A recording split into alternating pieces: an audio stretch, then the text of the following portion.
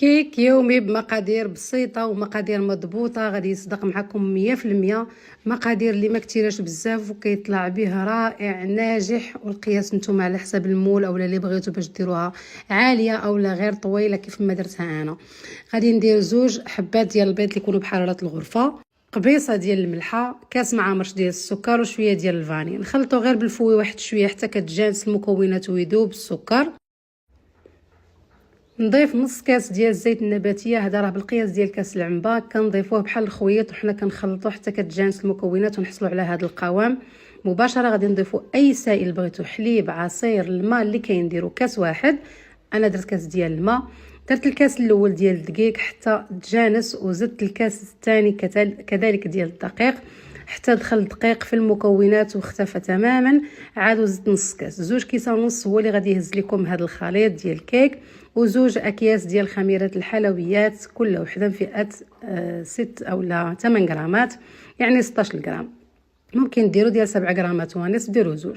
غادي نخلط مزيان ونزيد معلقه صغيره ديال الخل. نقسم الخليط ماشي على 2 انما كنقص غير واحد شويه، اللي غادي نضيف له كيس ديال الكاكاو، درت غير كيس واحد من فئه 8 غرام مع شويه ديال الماء، وغادي نخلط حتى كنحصل على قوام ما يكونش خفيف بزاف ولا ثقيل. هانتوما القوام بحال هكا صافي. غادي ناخذ القالب ديالي اللي دهنته بالزبده، انا هنا درت القالب ديال 24 سنتيم، وبغيت هكا بشكل طولي ما تكونش عاليه بزاف. صافي مشيت شويه من الخليط الاسود شويه من الخليط الابيض، درت له الطريقه صافي ودخلته للفران اللي بارد. النار كانت تحت منه على 160 او 170 درجه، خليته غير من التحت 50 دقيقه. عاد فاش طاب وشد راسو يعني راه كتعطي الريحه ديال الطياب ديال الكيك.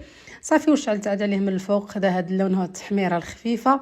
صافي الصراحه انا ما خليتوش برد نهائيا، هنا حيدته من القالب هو باقي سخون. الا كنتو بغيتو الكيك عالي اكثر من هكا فغادي ديروا القالب ما بين 18 20 سنتيم، غادي يجي على من هكا ويجي الحجم ديالو صغير.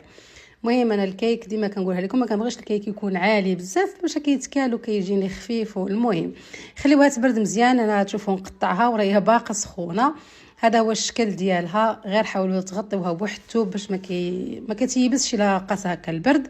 صافي هذا هو الشكل ديال الكيكه بسيطه عاديه في المول الطويل. كانت تحت طلب بزاف ديال البنات، فانا لبيت لكم الرغبه. كنتمنى فعلا تجربوها، راه كتجي رائعه وكتطلع خفيفه بزاف. ممكن تنسموا بدل من الفانيلا من قشور البرتقال او لا قشور ديال الحامض، كتجي رائعه وزوينه زوينه بزاف.